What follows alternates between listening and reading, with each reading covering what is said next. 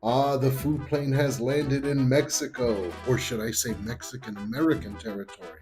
You see, Mexican food and Mexican American food are close relatives, but not quite the same.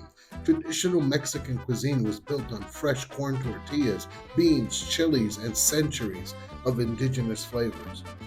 When those recipes crossed the border into the US, they began to mix with American ingredients and taste. That's how we got Tex-Mex classics like burritos, chimichangas, and of course, the mighty nachos. Today, we're taking this simple border snack and loading it up, food plane style.